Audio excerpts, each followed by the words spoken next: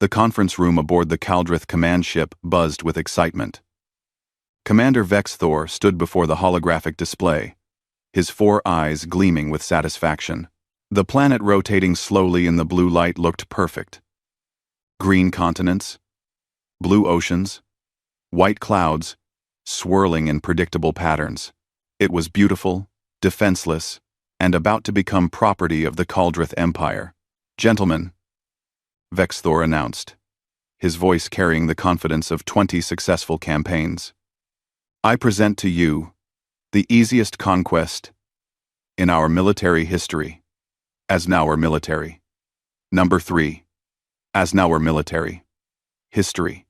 The assembled officers leaned forward, their tentacles twitching with anticipation. Junior Officer Pixlan sat in the back row, reviewing the survey data on his personal screen.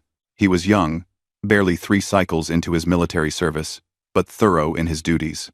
The target world is designated GC 7,834 inches, our navigation charts. Vex Thor continued. Our long-range scans show a single, unified, planetary government. This is unusual but advantageous. One government means one surrender, not dozens of separate negotiations.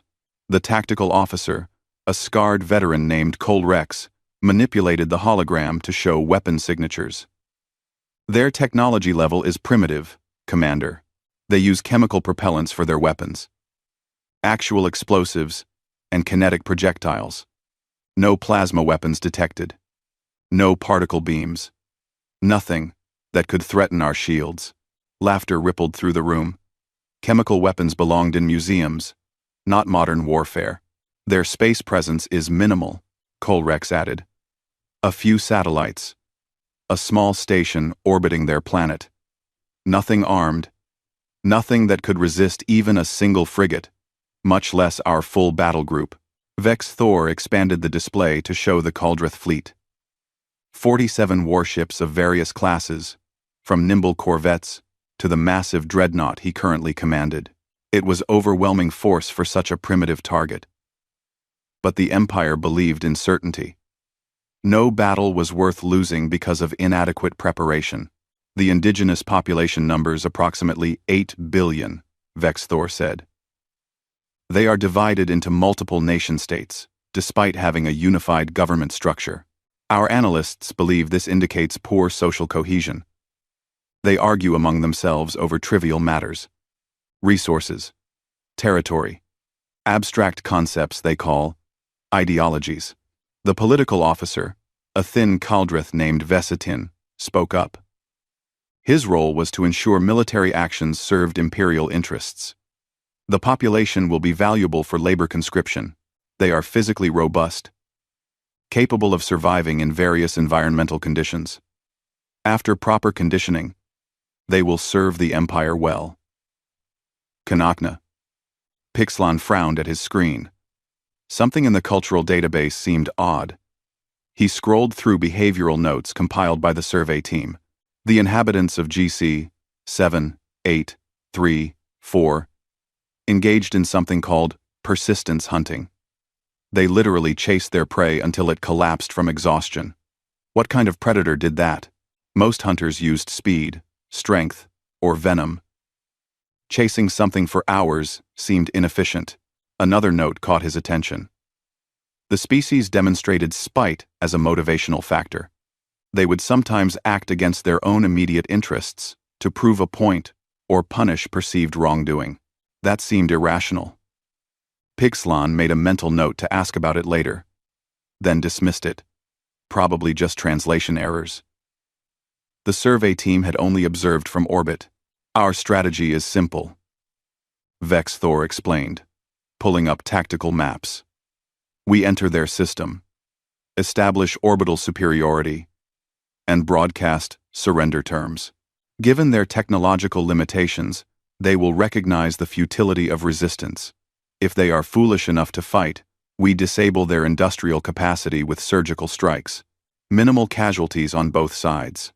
Colrex nodded approvingly. A clean operation.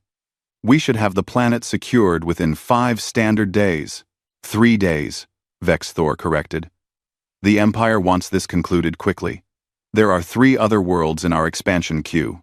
The officers began discussing logistics, supply lines, garrison requirements.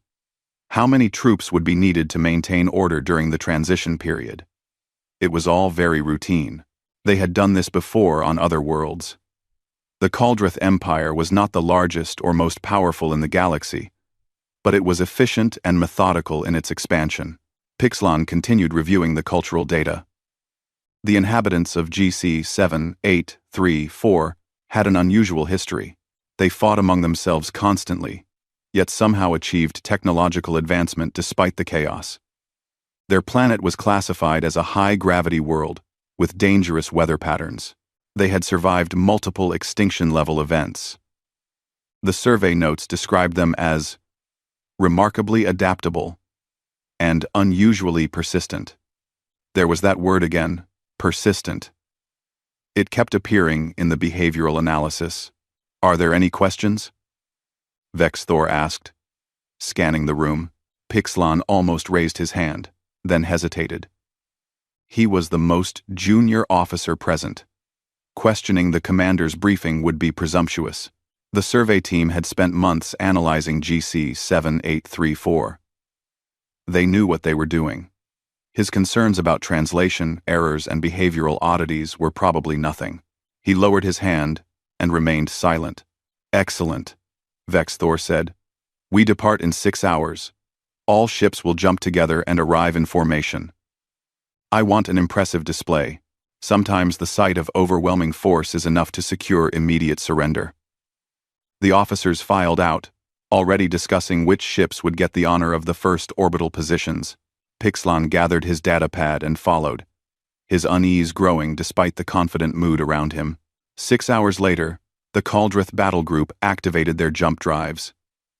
Space folded around them in a shimmer of exotic particles. The journey to GC 7834 would take 3 days at faster-than-light speeds. 3 days of final preparations, weapons checks, and rehearsing the surrender broadcast. Vex's Thor spent the time in his quarters, reviewing the psychological profiles of GC 7834's inhabitants. The survey team had identified key pressure points. The species valued their offspring highly, more than most. They formed strong emotional attachments. They responded to shows of force, but also respected strength, tempered with mercy. Threaten their children, and they would fight desperately. Demonstrate overwhelming power, then offer generous terms, and they would likely capitulate. It was a standard formula. It had worked on a dozen other primitive worlds. On the 3rd day, the fleet emerged from jump space at the edge of the GC 7834 system. The target planet hung in the distance, a blue-green jewel against the black. The fleet formed up in attack formation and began the approach, engines burning steadily toward their destination. Vex Thor took his position on the bridge, surrounded by his senior staff. Status report. All ships in position, Commander. No defensive response detected. A few sensor locks from their satellites, but nothing that could threaten us. Open a channel. All frequencies. I want everyone on that planet to hear this. Channel open, sir. Vex Thor prepared to deliver the surrender demand he had given so many times before. The words came easily. State your superiority. Outline the terms. Give them a short deadline to consider. It was almost boring in its predictability. But before he could speak, a calm voice came through their communications system. It spoke in perfect Kaldrith, which was surprising, but not alarming. Translator programs could manage that. Attention, unidentified vessels. This is Earth Defense Command. You have entered protected space without authorization. You have 5 minutes to reverse course and exit this system. Failure to comply will be considered an act of war. The bridge crew erupted in laughter. Earth Defense Command? What kind of grandiose title was that for such a primitive world? Then someone screamed. A junior technician at the navigation station. His face pale. His tentacles trembling. Sir, the planet designation. I just cross-referenced the local identifier. His voice cracked with panic. GC 7834 is just our catalog number. The natives call their world. Vex's Thor felt his blood turn cold. His 4 eyes widened in horror. He whispered the word before the technician could finish. Earth. The laughter died instantly. Every officer on the bridge froze. Someone dropped a data pad. It clattered loudly in the sudden silence. Pixlan pulled up his database with shaking hands, accessing the secure military channels he had never needed before. He found the file immediately. It was flagged with the highest warning level. The title simply read, Earth, do not engage. The Caldrith Bridge remained frozen in horrified silence. Commander Vex's Thor stood motionless, his mind racing through implications. Earth. The name echoed in his head like a death sentence. Someone tell me I heard that wrong, he said quietly. Tell me the translator malfunctioned. The navigation technician checked his screen 3 times before responding. No malfunction, sir. Cross-reference confirmed. GC 7834 local designation is Earth, 3rd planet from their sun. The inhabitants call themselves humans. Pixlan was already pulling up every file he could access. The secure military database opened, revealing document after document, marked with red warning symbols. He started reading aloud, his voice shaking. Sir, there are 43 separate incident reports from other civilizations, all involving Earth or humans. All marked priority alert. Colrex, the tactical officer, grabbed his own screen. This cannot be correct. Our survey team spent months analyzing GC 7834. They would have identified if this was Earth. The survey team observed from the outer system, Pixlan said, scrolling frantically. They never approached close enough for cultural identification. They cataloged technology and resources only. Vex Thor felt his career dissolving before his eyes. More than his career, possibly his life, and the lives of everyone aboard these 47 ships. Pull up everything. I want every report about Earth immediately. The main display switched from tactical view to a data stream. Reports began appearing, cascading down the screen faster than anyone could read them. Incident reports, contact logs, diplomatic warnings, all involving humans. Start with the Galtrine Concordate, Vexthor ordered. They are the closest major power to Earth space. What do they say? Senin. Open. Pixlan found the file and threw it onto the main display. The report was 30 cycles old, written by a Galtrine admiral named Thex Ilor. Vexi Thor began reading aloud, his voice hollow. First contact with Earth occurred during a border survey operation. Galtrine scouts encountered a small human exploration vessel in disputed territory. Following standard protocol, we seized the vessel and detained its crew for questioning. The political officer, Vesitin, interrupted. That is reasonable. Standard procedure for unknown vessels in claimed space. Keep reading, Pixlan whispered. Vex's Thor continued. The human crew consisted of 5 individuals. They did not panic or beg for release. Instead, they observed our procedures with unusual focus. During transport to our security facility, they asked detailed questions about our ship systems, our culture, our government structure. We assumed they were simply curious primitives facing their first contact with superior civilization. Colrex leaned closer. What happened? They escaped within 2 days, Vex Thor read. Despite being held in a maximum security facility, despite having no tools or weapons, the humans systematically bypassed our containment systems. They disabled guards using improvised weapons created from eating utensils. They hacked our computer networks using a portable communication device one of them had concealed. They stole a transport shuttle and fled the facility. The bridge crew exchanged nervous glances. That was impressive, but not unprecedented. Escape attempts happened sometimes. The Galtrine sent pursuit ships, Vex Thor continued. They expected to recapture the humans quickly. Instead, The humans evaded 12 military vessels for 4 days before escaping to their own space.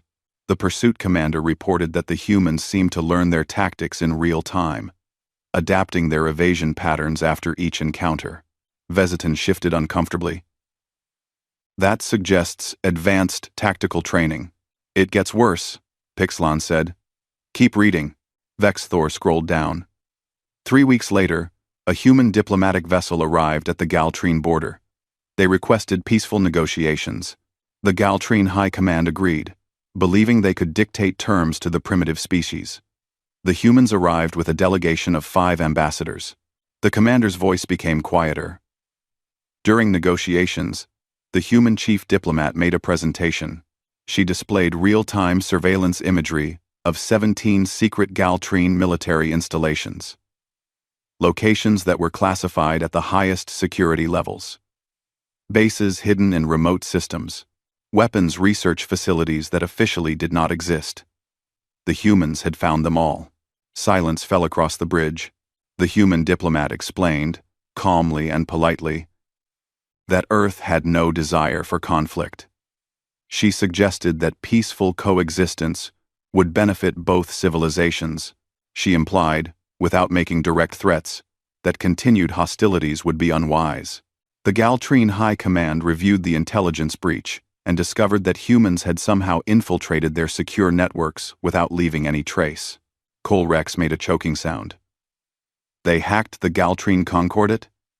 The Galtrine have military-grade security systems, some of the best in known space. The report concludes with a recommendation. Vexthor read, quote, "The species known as humans are to be approached with extreme caution. They possess technological capability beyond their apparent development level.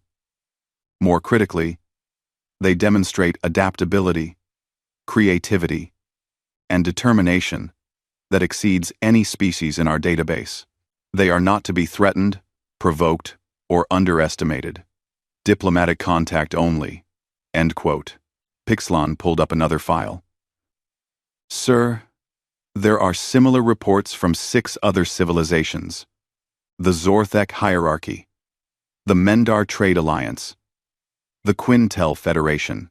All of them have encountered humans. All of them recommend the same thing. Do not engage militarily." Vexthor felt sick. Why was this not in our standard navigation database? It was, the navigation technician said weakly, but filed under local species designation. Earth. Not under catalog number GC 7834. The survey team never made the connection because they did not collect cultural data at close range. The political officer stood abruptly.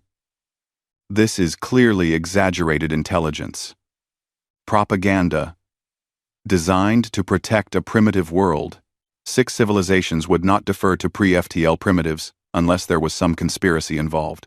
"Pull up their planetary classification," Vexthor ordered, ignoring Vesitin.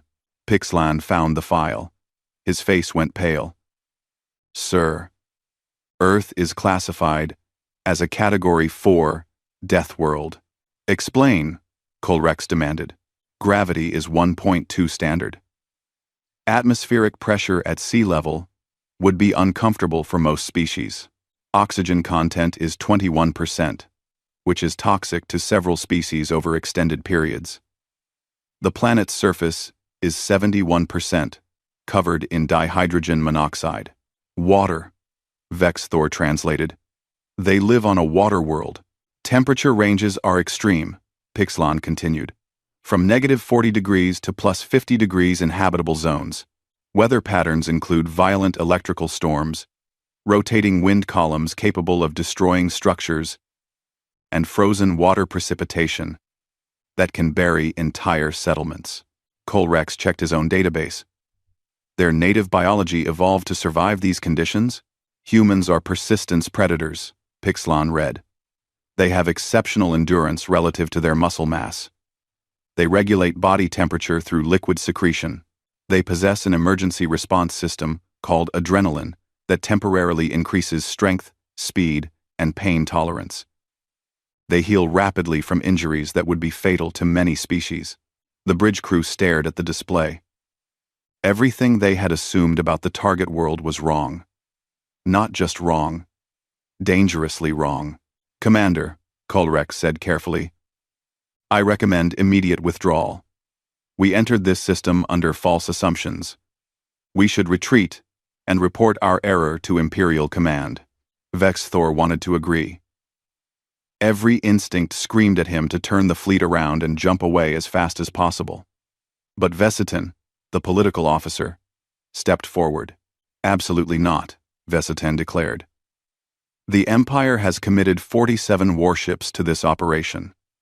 We have invested significant resources. To retreat without even testing their defenses would be humiliating. It would make us look weak. It would make us look smart," Pixlan muttered. Vesitin glared at him. "You are a junior officer.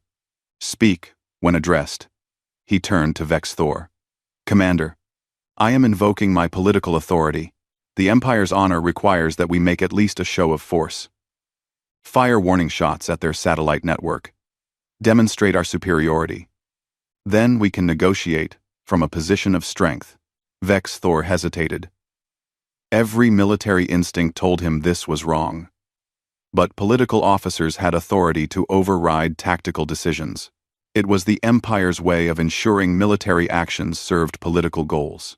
"Sir, please reconsider," Kolrex urged.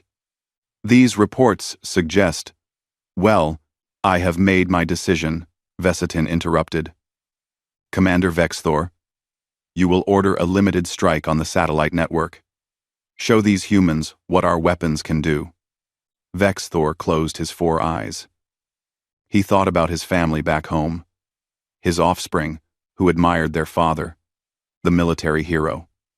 He thought about the 47 ships under his command, thousands of Kaldreth lives depending on his decisions. Then he thought about the reports, the warnings, the phrase that kept appearing, "Do not engage." He opened his eyes. "Tactical. Target the nearest satellite cluster. Fire a single warning burst. Minimal power. Just enough to demonstrate capability." "Yes, sir," Kolrex replied, his voice heavy with resignation. The weapons officer entered the command. Energy built in the dreadnought's forward batteries. A brilliant blue beam lanced across space toward a cluster of human satellites. For a moment, nothing happened. Then the satellites moved. They dodged. Primitive satellites that should have been little more than metal boxes in fixed orbits suddenly maneuvered with impossible precision. The energy beam passed harmlessly through empty space. "What?" Vex Thor began. Return fire came immediately. Not from the satellites. From hidden weapons platforms that had been invisible to Kaldreth sensors. Precise, devastating strikes hit 3 ships in the fleet simultaneously. Shields flared and failed. Alarms shrieked across multiple channels. A new transmission came through. That same calm voice from before. "You fired first. That was unfortunate for you." Pixlan pulled up the full Earth file. The one with the highest classification level. At the top of the document, in letters that seemed to pulse with warning, was a single sentence in 6 different languages. "Do not engage Earth under any circumstances." Below it, a note added by the Galtrine Admiral. "We mean it. Seriously. We really mean it." Vex Thor stared at the words and realized he had just made the worst decision of his life. The Kaldreth Bridge descended into controlled chaos. Damage reports flooded in from 3 ships simultaneously. Shields compromised on the cruiser Wing of Dawn. Hull breach on the frigate Silent Blade. The destroyer, Far Horizon, reported weapons systems offline and life support failing in 2 compartments. "All ships, evasive maneuvers," Vex Thor shouted. "Fall back to defensive formation, Beta." The fleet scattered, 47 warships breaking from their aggressive approach pattern into a protective sphere. It was a textbook defensive response, one they had drilled countless times. But Vex Thor knew it would not be enough. The humans had already proven they could strike with precision and power beyond what their technology level should allow. Where did those weapons platforms come from? Orcs demanded, studying his tactical display. Our sensors showed nothing but primitive satellites. They were concealed somehow, the sensor officer reported. Now that they have fired, I can detect them. But sir, the readings make no sense. These platforms are using technology that should not exist on a pre-FTL world. Pixlan was scrolling through files frantically. Sir? There is a note here from the Mendar Trade Alliance. They encountered human vessels 5 cycles ago. The report says humans reverse engineer captured technology with remarkable speed. They do not simply copy designs. They improve them, make them more efficient. That is impossible, Vesitin said, but his voice lacked conviction. Technology progression follows established patterns. You cannot skip development stages. Humans apparently can, Pixlan replied. New contacts appeared on the tactical display. Ships emerging from behind Earth's moon. The sensor officer studied them and made a confused sound. Sir, I am detecting human vessels, but the designs are wrong. They should not be spaceworthy. Vexthor zoomed in on the display. The human ships looked like they had been assembled in a junkyard. Mismatched components. Asymmetrical designs. Some appeared to be built from salvaged alien technology welded to human industrial equipment. They should have fallen apart under their own structural stress. Instead, they accelerated toward the Kaldrith fleet with purpose and precision. How many? Vexthor asked. 16 capital ships, 32 smaller craft, more launching from orbital facilities. We still outnumber them, Vesitin said. Commander, this is your moment. Prove the superiority of Kaldrith military. Quiet! Vexthor snapped. Political officer or not, he was done taking orders from someone who had already nearly destroyed his fleet. Tactical. What are those human ships carrying? Colrex studied his screens. Difficult to determine, sir. Energy signatures are inconsistent. Some appear to be using plasma weapons. Others have kinetic accelerators. Several are showing power readings that fluctuate wildly. It is like they built each ship differently. Because they probably did, Pixlan said quietly. Humans apparently value adaptability over standardization. The human fleet closed the distance. Vexthor expected them to form up in a traditional battle line.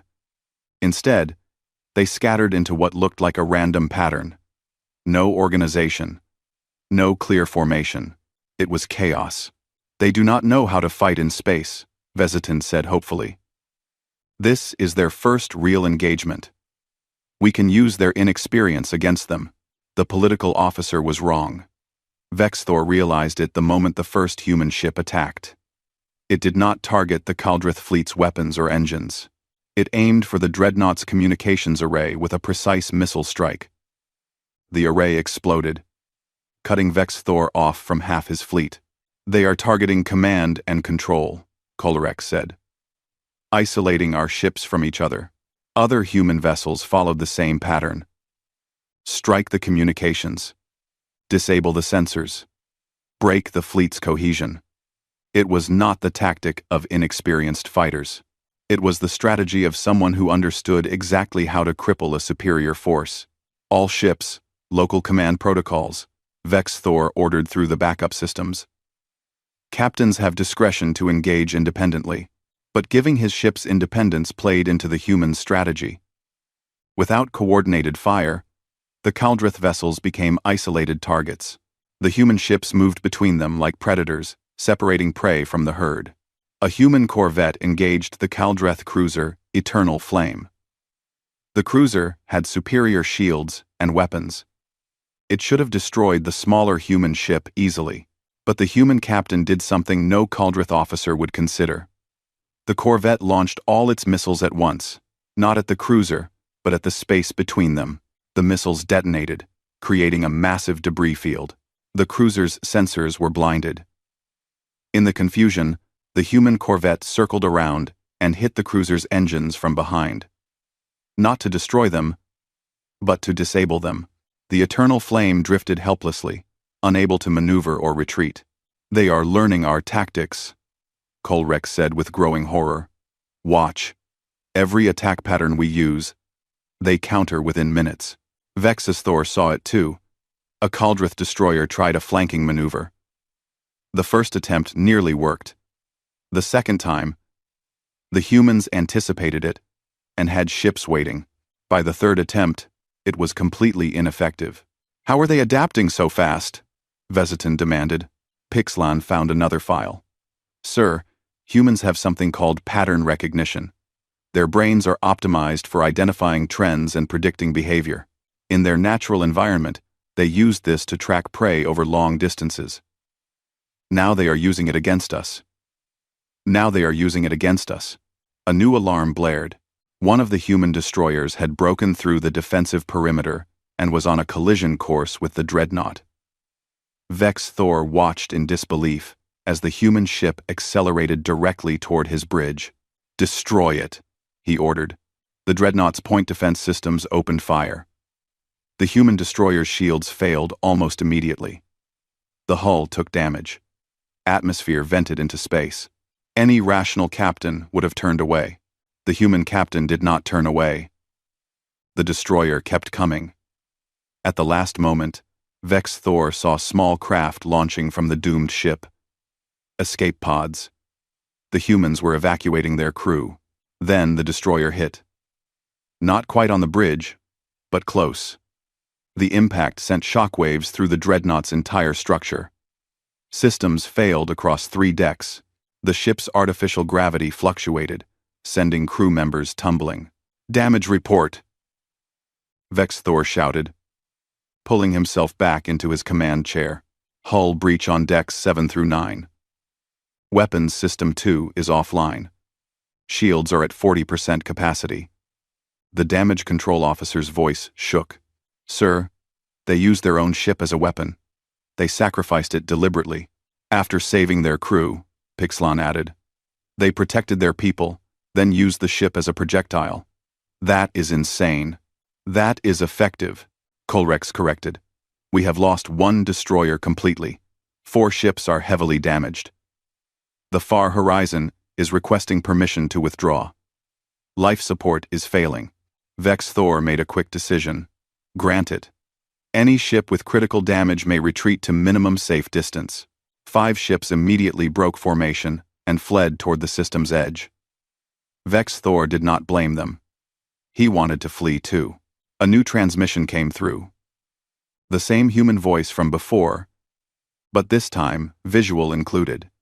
A human female appeared on the screen. She wore a military uniform and had short dark hair. Her face showed no anger, no excitement, just calm professionalism. "Kaldrith Fleet Commander," she said in perfect Kaldrith. "I am Admiral Sarah Chen of Earth Defense Command. You have now experienced a small demonstration of our defensive capabilities. You entered our space with hostile intent. You fired on our property. Under our rules of engagement, we are justified in destroying your entire fleet." She paused, letting that sink in.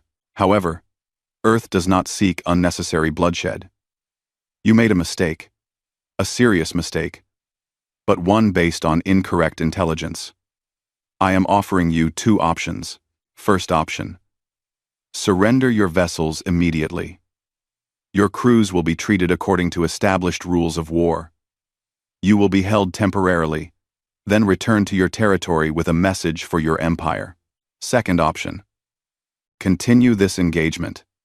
If you choose to fight, we will show you what we are truly capable of. Choose quickly, Commander. My patience has limits." The transmission ended. Thor stared at the blank screen. Around him, his bridge crew waited for orders. They had lost 8 ships. 8. In less than 30 minutes of engagement, against a supposedly primitive species. Vesetin stepped forward. "Commander, we cannot surrender. The Empire is not here." Thor interrupted. "I am here. These ships are here. These crews are here. And we are about to die if I make another mistake. He looked at his tactical display. The human fleet had pulled back slightly, giving him space to decide. It was almost courteous. They could have pressed the attack, could have destroyed several more ships while he considered. Instead, they gave him time. "What are our chances if we fight?" he asked Colrex quietly. The tactical officer studied his screens for a long moment. "Honestly, sir, we lose. Maybe we take some of them with us, but we lose. They are not fighting like any opponent I have trained against. They are unpredictable, creative, and they are clearly not showing us everything they have." "What do you mean?" Colrex pointed to the tactical display. "See how their ships are positioned? They are only using half their fleet. The other half is holding back, watching. I think they are still learning from us, sir. This is practice for them." Vex Thor felt his blood run cold. The humans were treating this like a training exercise, testing their abilities against a real opponent. Which meant if he chose to fight, they would stop holding back. "Sir," Pixlan said softly, "there is one more note in the files. From a Quintel ambassador, who met humans at a diplomatic conference. He wrote that humans have a saying: we can be your best friends or your worst enemies. You choose. I think Admiral Chen just offered us that choice." Vex Thor looked at the faces of his crew. Young officers like Pixlan, who deserved a chance to grow old. Veterans like Colrex, who had families waiting at home. Even Vesetin, foolish as he was, did not deserve to die for his pride. He made his decision. The only decision that made sense. But before he could give the order to surrender, Vesetin pulled out a ceremonial blade. "If you will not defend the Empire's honor, I will." The political officer lunged forward, slashing at the communications console. Sparks flew. The system went dead. "Target their homeworld," Vesetin screamed. "Target their cities. Make them pay for their insolence." Everything happened at once. Colrex tackled Vesetin. Security officers rushed forward. And on the view screen, Vex Thor saw Admiral Chen's expression change for the first time. She was no longer calm. She was angry. And somehow, that was more terrifying than anything else. "Unfortunate," Admiral Chen said, her voice cold. "All ships, weapons free. Show them what they have earned." The human fleet that had been holding back suddenly advanced. And behind them, rising from Earth's surface like angry insects, came hundreds more ships. Platforms hidden in asteroid belts powered up. Stations concealed in orbital debris revealed themselves. Vex's Thor realized with absolute certainty that the humans had been holding back this entire time. They had been testing his fleet with a fraction of their strength. Now they would show him their real power. And Vex Thor knew, with terrible clarity, that none of his ships would escape. The Kaldrith fleet was dying. Not quickly, but methodically. The humans were no longer testing or demonstrating. They were ending the battle with professional efficiency.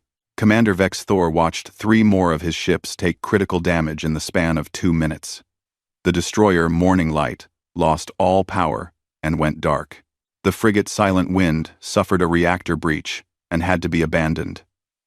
The cruiser Endless Sky was boarded by human forces who cut through the hull like it was thin foil. "Casualties?" Vex Thor asked, though he dreaded the answer. 17 ships destroyed or disabled. 843 confirmed dead. Unknown number injured. The officer, delivering the report, looked sick. "Sir, the far horizon just surrendered. They dropped shields and powered down weapons. Human ships are moving to secure them." Vex Thor expected the humans to destroy the defenseless ship. It was what any reasonable military force would do. Disabled enemies could become active again if left alone. But the human ships simply surrounded the far horizon and held position. No more weapons fire, no boarding action. Just containment. "They are taking prisoners," Colrex said quietly. A massive impact shook the dreadnought. Vex Thor grabbed his command chair to avoid falling. What was that? Boarding craft, sir. 3 of them. They attached to our hull near the engine room, the armory, and the secondary bridge. Pixlon pulled up internal sensors. Human forces are cutting through. Estimate they will breach in 90 seconds. Vex Thor had heard stories about human boarding tactics. Brutal. Efficient. Focused on speed and overwhelming violence. He prepared himself for slaughter. At least he would die fighting, which was better than he deserved after leading his fleet into this disaster. All security teams to breach points, he ordered. Prepare to repel boarders. 10. 60 seconds later, the hull plating near the engine room glowed red, then white, then exploded inward. Human soldiers poured through the opening. They wore heavy armor and carried weapons that looked crude but effective. Caldrith security forces opened fire immediately. The humans moved with practiced coordination. They used the corridor walls for cover. Marcus. They suppressed the Caldrith defenders with concentrated fire while others advanced. Within 30 seconds, they had pushed the security team back 2 corridors. Vex Thor listened to the reports with growing despair. The same pattern repeated at all 3 breach points. Human forces advancing, Caldrith forces retreating, not because his soldiers were cowards, but because the humans fought with a level of aggression that was almost incomprehensible. Then, something strange happened. The human forces secured the engine room and stopped advancing. They set up defensive positions and held. No push toward the bridge. No attempt to capture vital systems. They just secured their position and waited. "Sir, they are hailing us," the communications officer said. "Audio only. Put it through." A human voice came over the speakers. Male this time, speaking accented but understandable Caldrith. "Caldrith vessel. This is Lieutenant Marcus Webb, Earth Defense Forces. We have secured your engine room and disabled your jump drive. You cannot escape. We have also secured your armory and medical bay.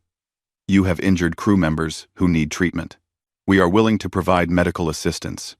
Power down your weapons and surrender your vessel. Your crew will not be harmed." Vex Thor looked at Colrex. "Is he serious?" "I do not know, sir. But why would he lie?" "He has already won." Pixlon was monitoring the internal sensors. "Sir, I am detecting something strange. The human forces in the medical bay are not just guarding it. They are helping our wounded. I can see life signs stabilizing. They are actually treating our injured." That made no sense. You did not waste medical resources on enemies during combat. Yet the sensor data did not lie. Human medics were providing aid to injured Caldrith soldiers. Another hail came through. "Commander Vex Thor," Admiral Chen's voice said. "I know you can hear me. Your political officer's actions were unfortunate, but I understand you were attempting to surrender before he interfered. I am willing to accept that you are not personally responsible for continuing this engagement. Power down your weapons. Order your remaining ships to stand down. Let us end this." Vex Thor felt the weight of command crushing down on him. 21 ships gone. Thousands of his people dead or injured, all because he had been too proud or too afraid of political consequences to retreat immediately when he learned this was Earth. "Sir," Colrex said gently, "they are giving us a way out. We should take it." Vex Thor nodded slowly. He reached for the fleet-wide communications, then hesitated. "What will they do to us?" "Then, only one way to find out," Pixlon said. Vex Thor activated the channel. "All Caldrith vessels. This is Commander Vex Thor. Cease fire. Power down weapons. Prepare to be boarded by Earth forces.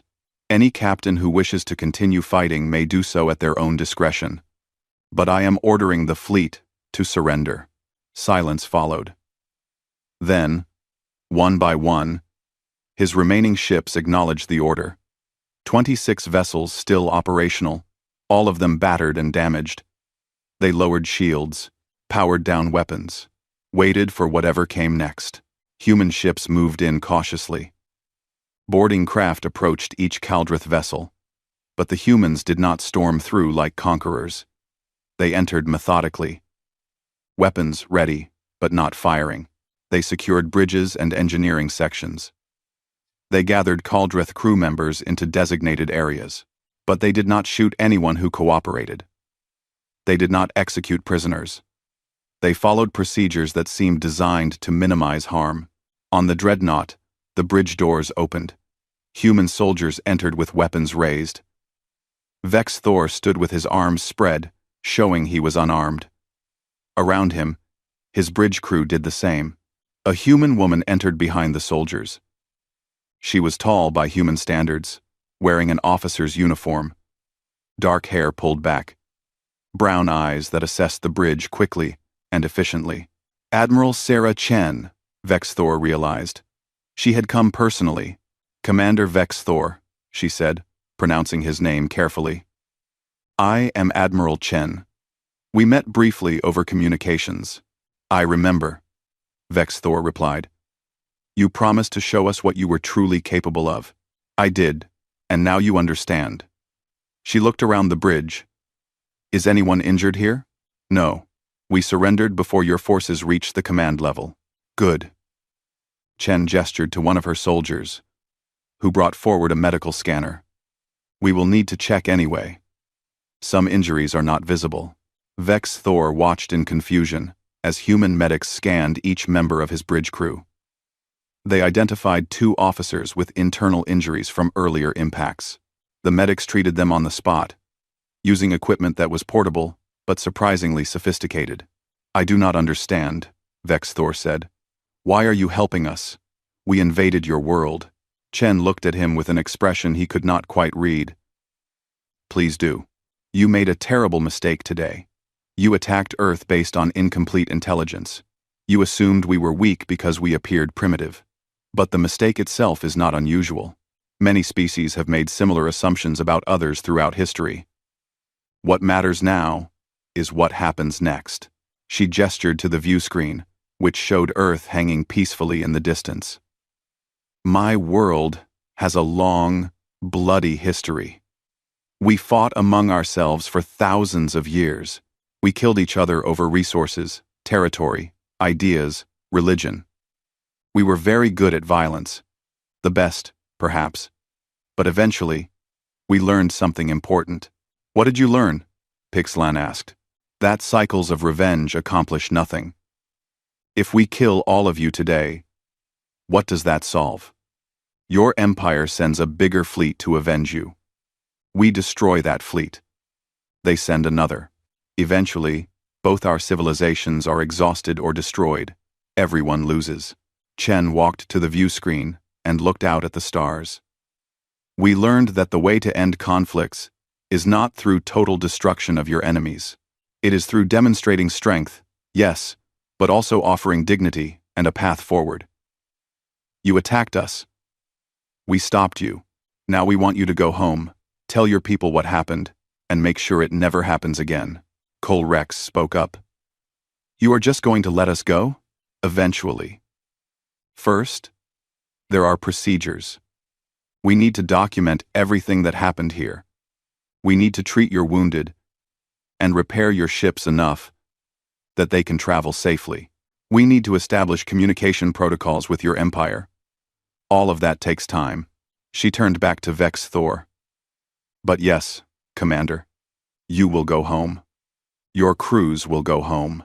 You will carry a message to your empire about what happened here, and hopefully, you will ensure that no one else makes the same mistake. Vex Thor felt something he had not expected. Shame. These humans had every right to execute him for his invasion. Instead, they were treating him with respect, professional, clinical respect. But respect, nonetheless. Why? He asked. Chen smiled slightly. Because we understand something about power, Commander. True power is not just the ability to destroy your enemies. True power is having the ability to destroy them and choosing not to. We want the galaxy to know that Earth can defend itself.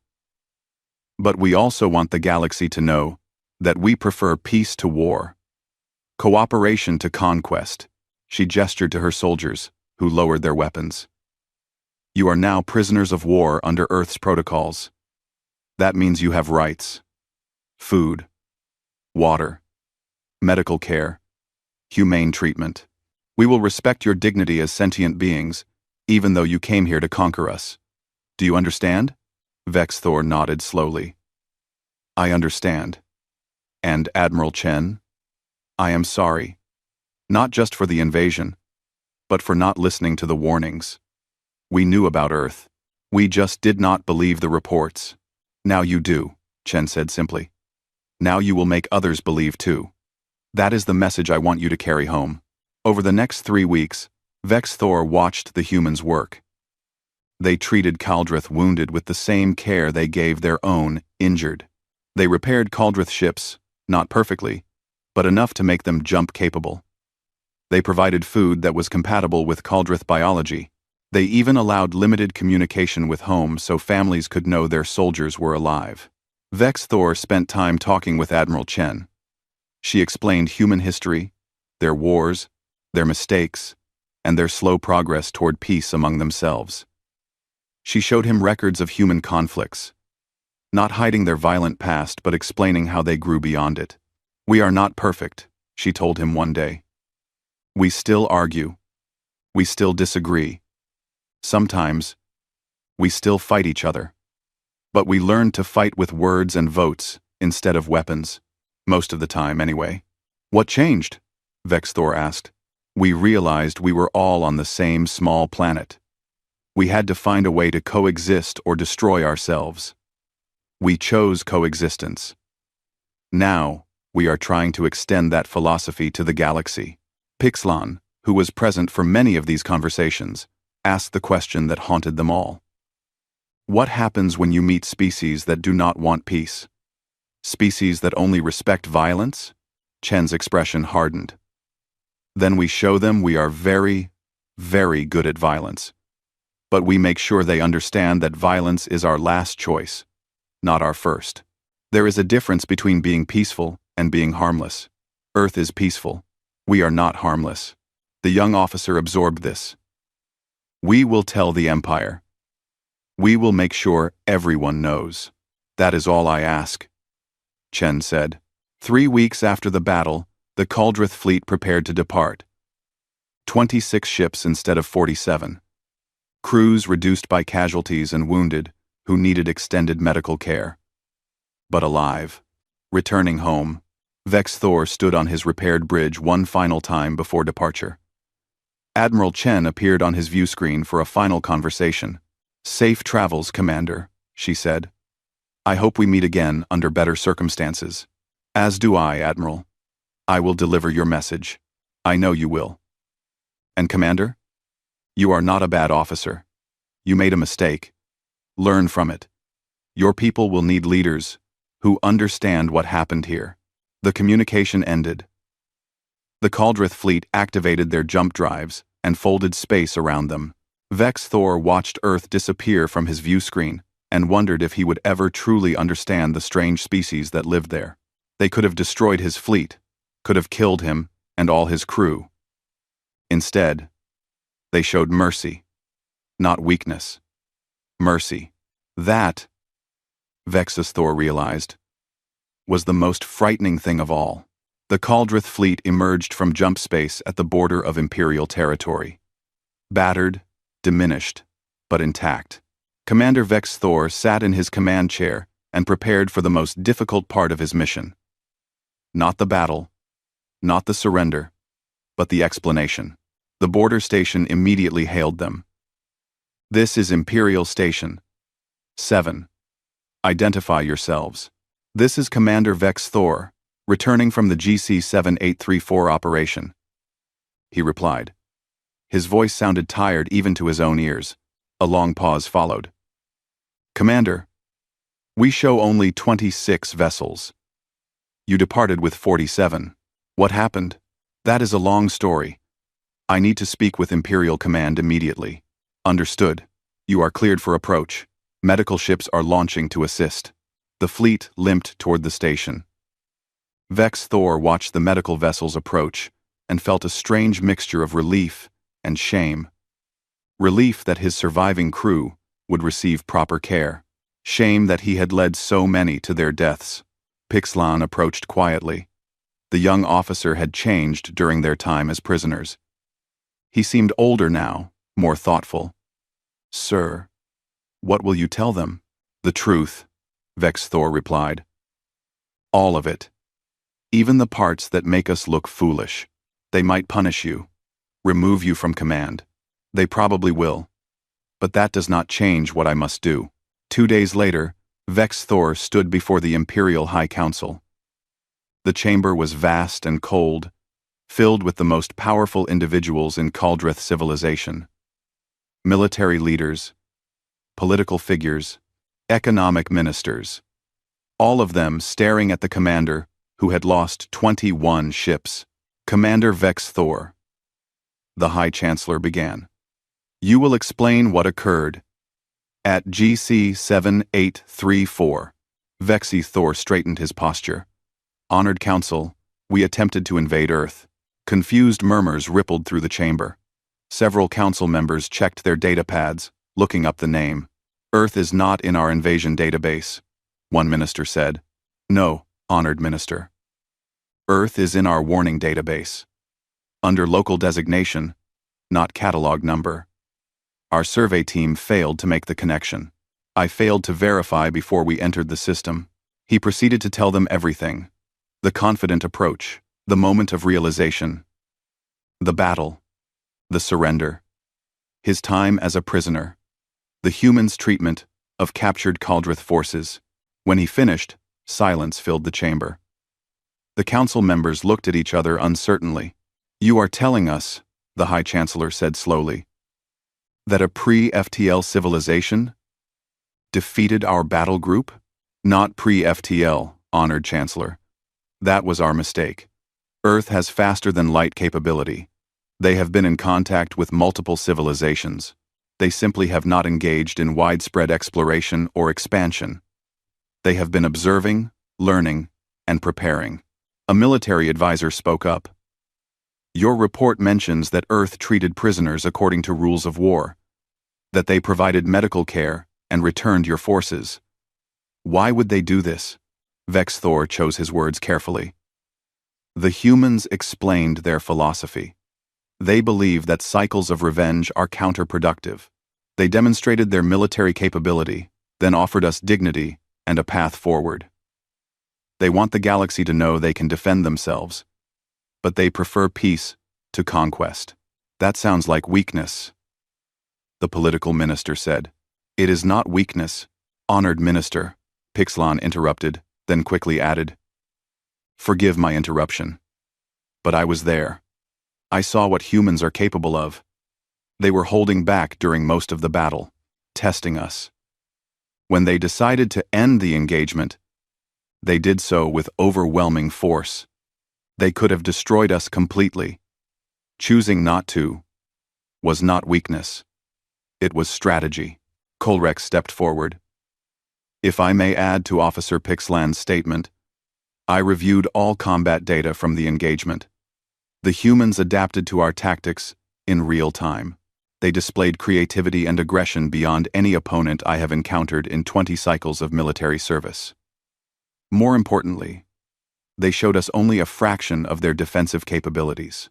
There were weapons, platforms, and vessels that never engaged. They keep reserves hidden." The High Chancellor leaned back in his seat. "What is your assessment, Commander? Is Earth a threat to the Empire?" Vex Thor considered this carefully. "Earth is a threat to anyone who threatens them, honored Chancellor. But they are not expansionist. They do not seek conquest. 6 other civilizations have reached the same conclusion. All recommend diplomatic contact only. 2. What do you recommend? We accept their terms. We pay reparations for the lives we took.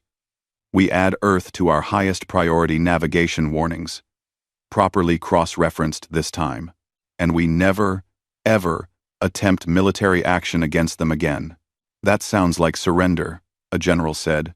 "It is practical, Vex Thor replied. We started a fight we could not win. The humans gave us an opportunity to walk away with our lives and our dignity. I recommend we accept that gift and learn from our mistake. The council debated for hours. Vex's Thor and his officers waited outside the chamber, uncertain of their fate. Finally, they were called back in. Commander Vex Thor, the High Chancellor announced. This council finds that you acted with poor judgment in entering the Earth system without proper verification. However, we also recognize that the survey team's failure to cross-reference local designations contributed to this disaster. Furthermore, your conduct, after realizing your error, was appropriate. You minimized further casualties and secured the return of surviving forces. The Chancellor paused. You are hereby removed from Fleet Command, pending further review. However, you will be reassigned to the Xenological Study Bureau. Your new duty will be to ensure that this kind of mistake never happens again.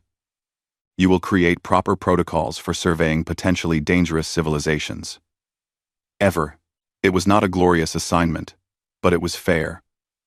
Vex Thor accepted it with a nod.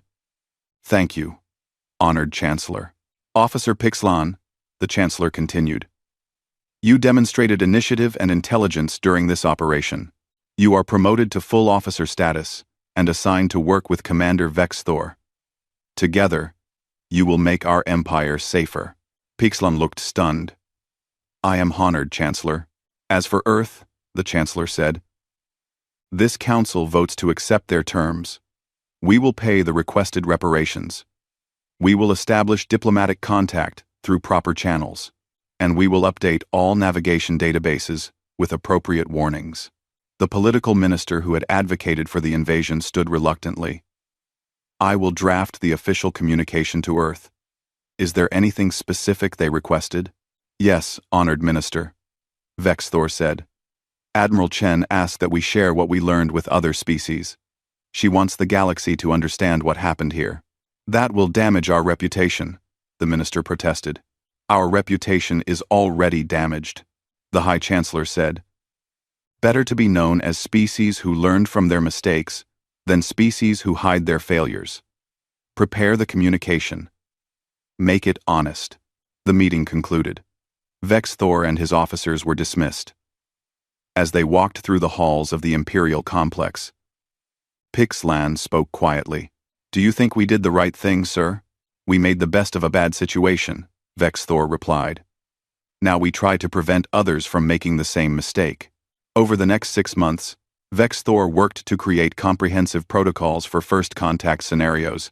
He compiled all available information about Earth into a detailed report that was distributed to every military installation in the Empire. The report was honest about the defeat. It explained human capabilities, and it emphasized the most important lesson. The report's conclusion became famous throughout Kaldrith space. Humans are not to be feared because they are violent.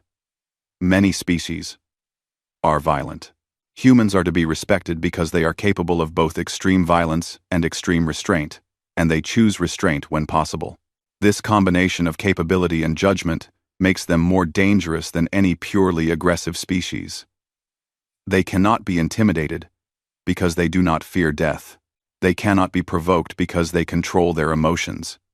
They cannot be predicted because they constantly adapt. Approach them with honesty, respect, and peaceful intentions, or do not approach them at all. The report spread beyond Kaldrith space. Other civilizations read it. Some dismissed it as exaggeration. Others took it seriously. A few requested copies of all available data about Earth. 6 months after the battle, Earth reached out to the Kaldrith Empire officially. They proposed a trade agreement. Small at first, just an exchange of cultural information and basic goods. The Empire accepted cautiously. The first human diplomatic vessel arrived at Imperial Station 7 on a cold morning. Vex Thor was there to meet them, at his own request. He watched the humans exit their ship, led by an ambassador named James Zhang. The ambassador approached with a smile. Commander Vex's Thor, Zhang said in perfect Caldrith. Admiral Chen told me I might meet you here. She wanted me to give you this. He handed Vex Thor a small data crystal. What is it? Vex Thor asked. A personal message. From the Admiral. Private communication. Later, alone in his quarters, Vex Thor played the message. Admiral Chen appeared on his screen. Wearing casual clothes instead of her uniform. Commander, she began.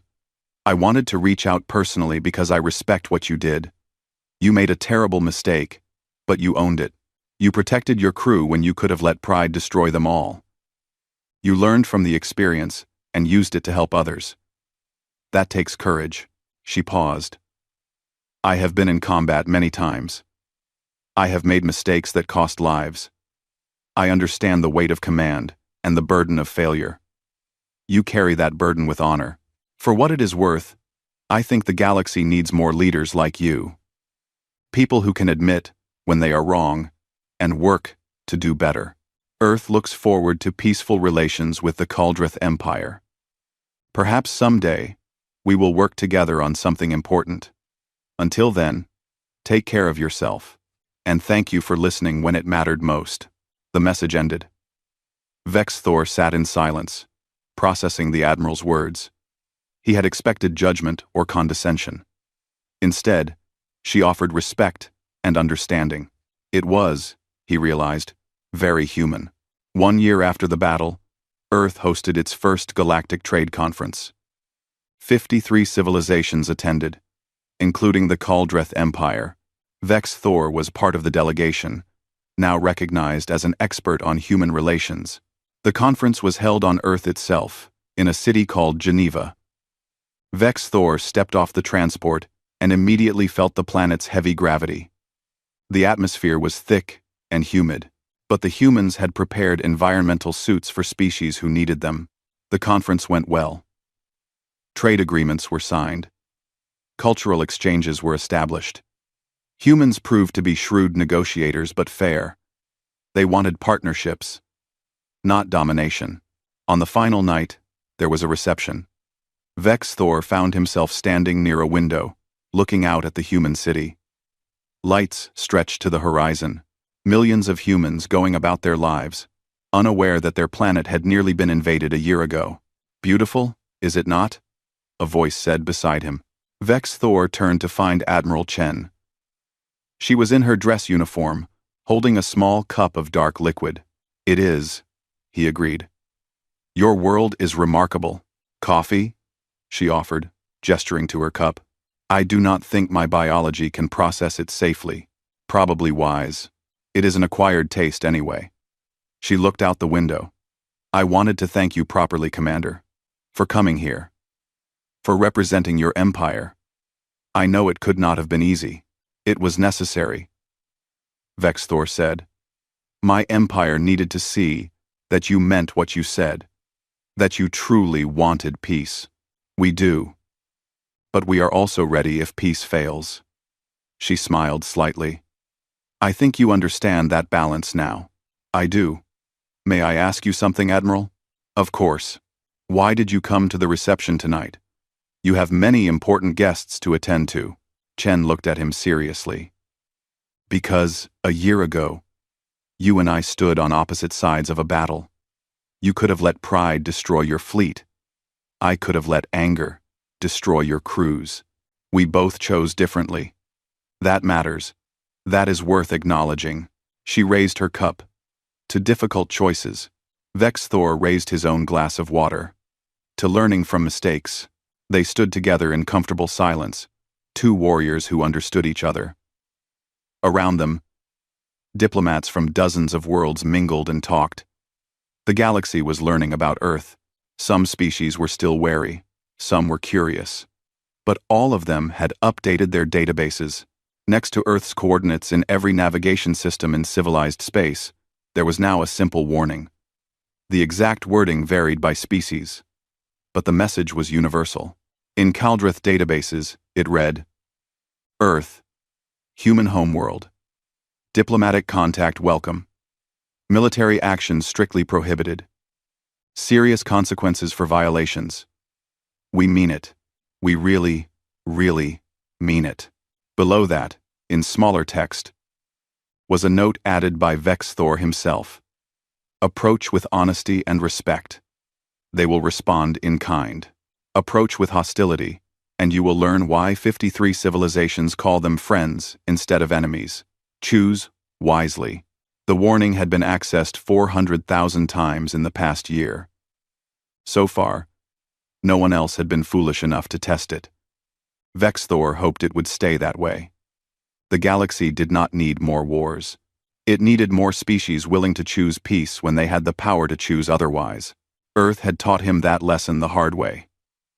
Now he spent his days teaching it to others, hoping that someday the warning would not be necessary. That species would approach each other with curiosity instead of conquest.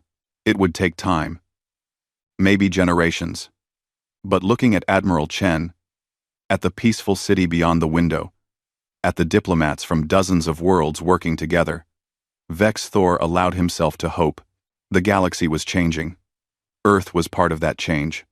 And perhaps, in some small way, so was he. That was enough. Retry Claude can make mistakes. Please double-check responses.